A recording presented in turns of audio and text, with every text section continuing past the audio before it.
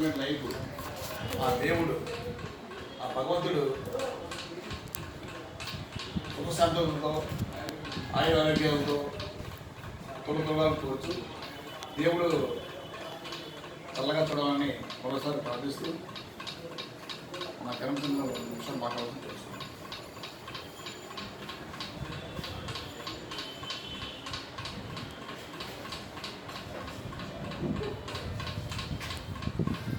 మనకంతా తెలిసి ఈరోజు ఈ మాధవ్ కుమార్ గారు మనకి ఈరోజు రిటైర్మెంట్ అవుతున్నారు. ఏంటంటే మనకి 10 years సర్వీస్ ఉంది, కాదే వాలంటరీగా ఆయన అప్లై చేశారు. సో ఈరోజు రిటైర్మెంట్ అవ్వడం కాదు కూడా ఉంది. ఈ నా మాధవ్ కుమార్తో ఆయనతో మాకు అనుబంధం ఏంటంటే విజయగా ముందు ఇక్కడికి వచ్చి 3 years అవుతుంది.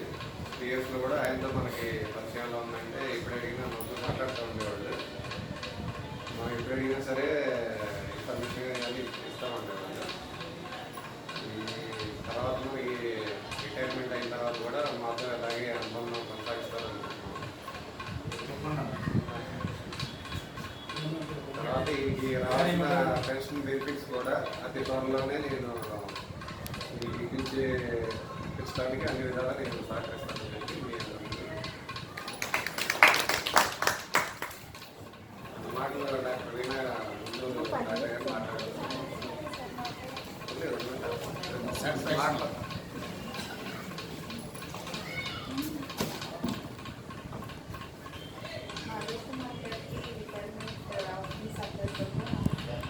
హ్యాపీగా ఉండాలి పోస్ట్ రిటైర్మెంట్ అనుకోవచ్చు.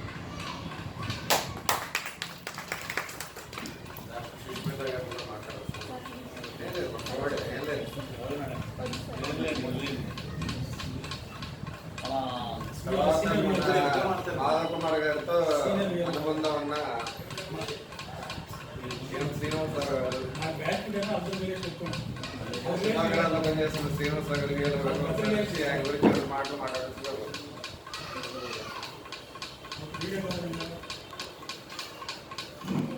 అందరికీ నమస్కారం.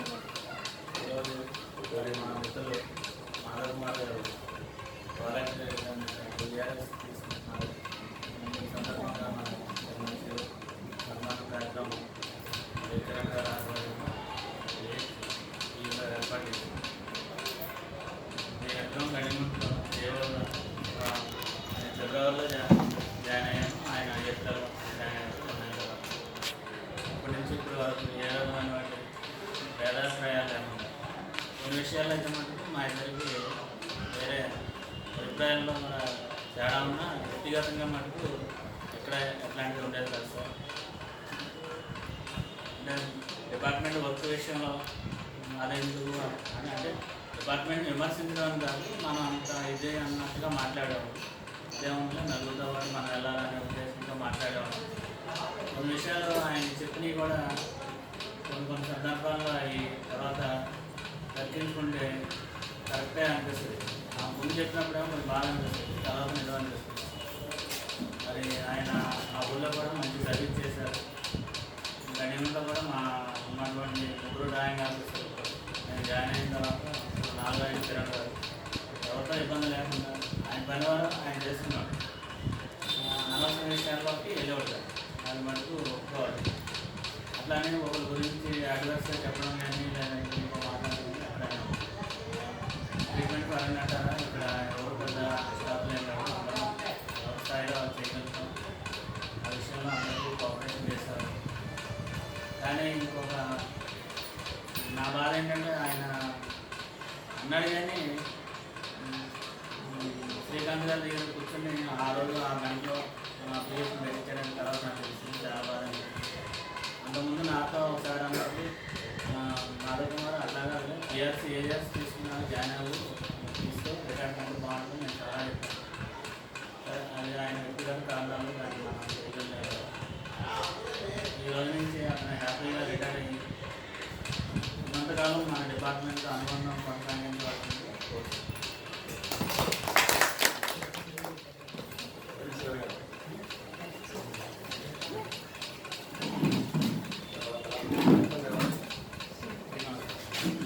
శ్రీనివాసరావు గారు మాట్లాడుతున్నారు.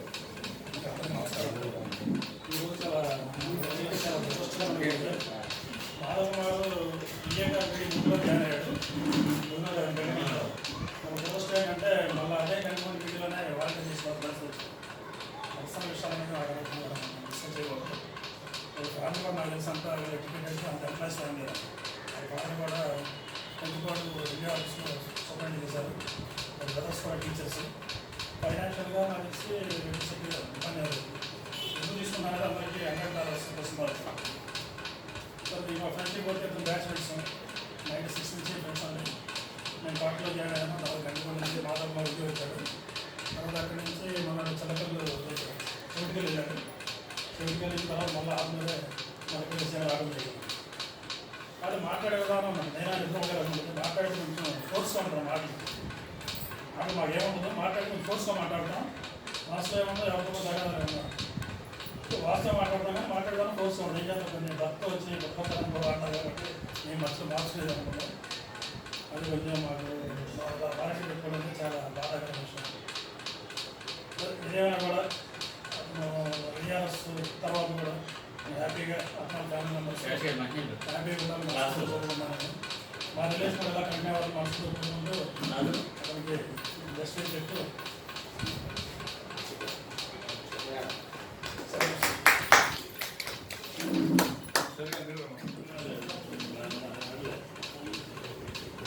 తర్వాత విజయనగర గారి తరఫున కానీ ఇంకా మాట్లాడుతున్నారు.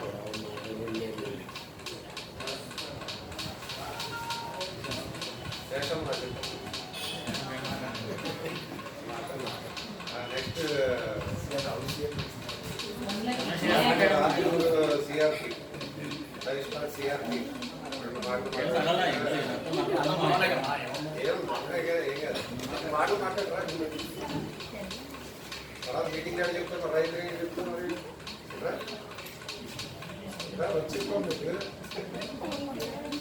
సిగ్గుపడకూడదు. ఏమవుతుంది ఎవరి అందరూ మాటలు చెప్పు సార్ అక్కడి నుంచి ఇక్కడ స్టేజ్ వీడు అక్కడే చెప్పు.